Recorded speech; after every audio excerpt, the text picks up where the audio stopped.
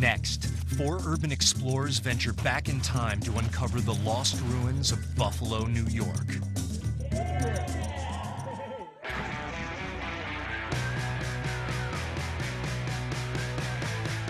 Across the nation, the relics of America's past lie abandoned and forgotten. Factories, theaters, missile silos. This is the realm the homeless call home. A netherworld of rats and toxic waste. And these are the chronicles of the Forbidden Zone expeditions. A series of inner treks to find and explore America's lost archaeological wonders and bring them back to life.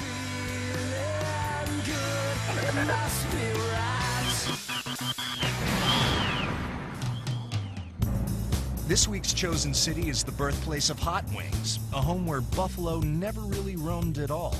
Buffalo, New York. The Queen City of the Great Lakes once had more millionaires per capita than any other place in America. Today, emerging from the grips of a 50-year decline, Buffalo is an urban explorer's dream. Site 1, the abandoned Central Terminal. During World War II, thousands of combat-bound GIs passed through this huge train station. Many grabbed a good luck clump off a shaggy city mascot rumored still hidden somewhere inside. Site 2, the boarded-up Church of the Transfiguration.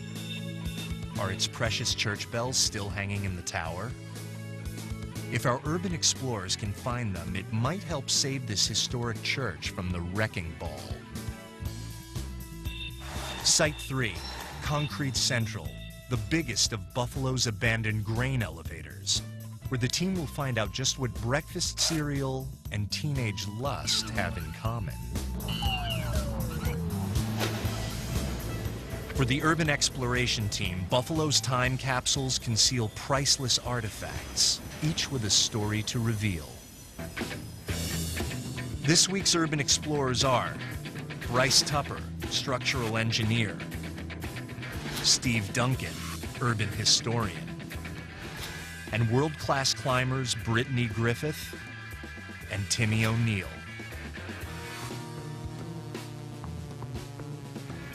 Stick with them and venture into hidden corners of the city that even the locals don't know exist.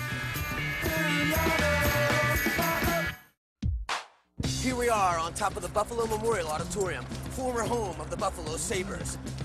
We'll be checking out the Buffalo Central Terminal. We'll also be going to the Church of the Transfiguration. And then we'll also be checking out the grain elevators. Wait, I think I see the Buffalo Central Terminal right now.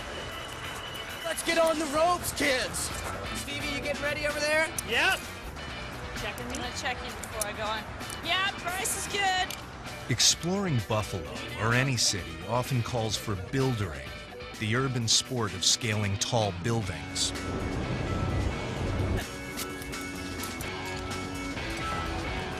After their bird's-eye view of the city, a short drive will bring them to Site 1, the abandoned Buffalo Central Terminal.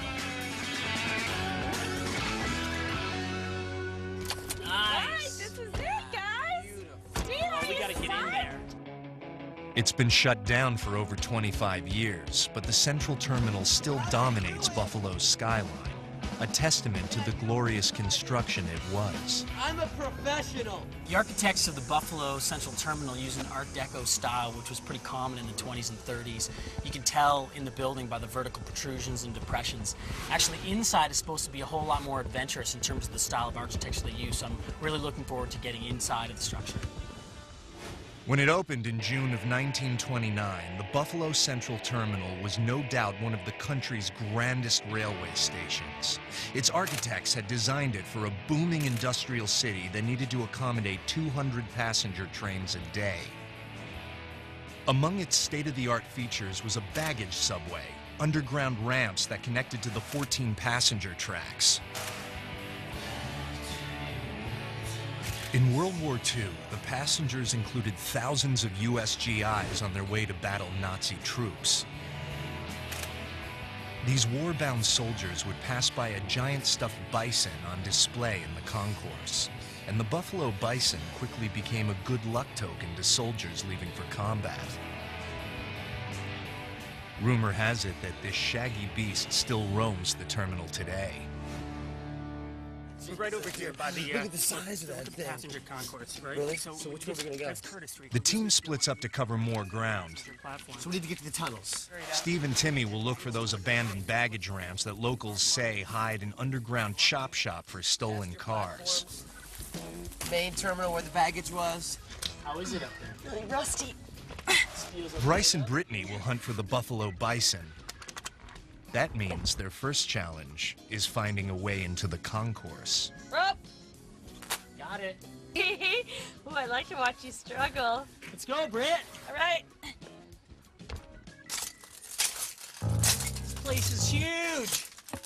Way my bigger than I God. imagined. So cool.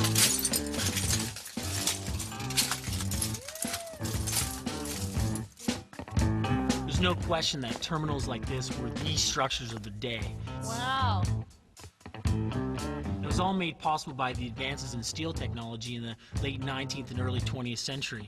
Steel became stronger, the grades became better, the sections became more efficient, and allowed engineers to push the limits and create huge spaces like this. I guess they thought the sky was the limit back then, literally. Britt, enough of the silence. Let's go find that bison. Outside, Steve and Timmy are rooting around on the backside of the structure, looking for a way down to those underground baggage ramps they know are underfoot.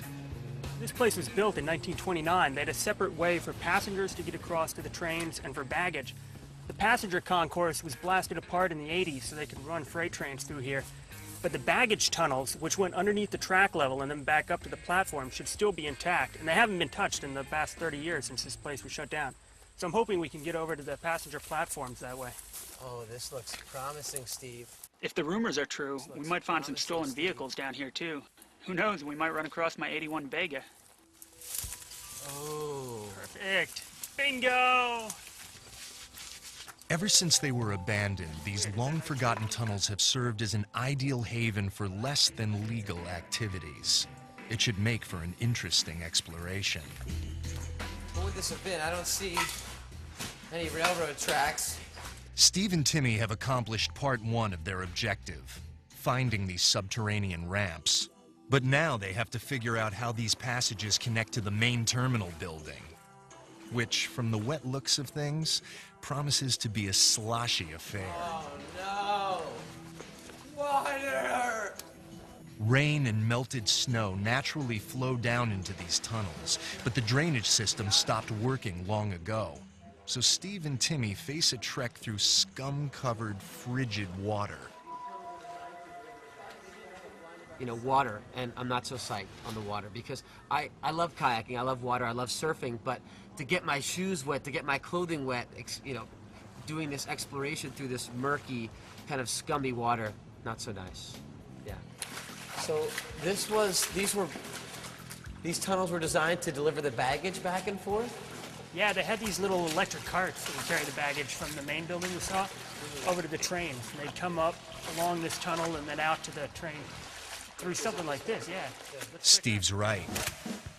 These underground ramps connecting the main concourse to the train platforms were state-of-the-art for pre-Depression-era train stations. 70 years ago, these now waterlogged tunnels teemed with traffic. Porters operating small electric carts carrying passenger luggage or prepared foods would zip through here on their way to or from the train cars. The speediest cart driver could get from the passenger concourse to the train tracks in just under 2.5 minutes.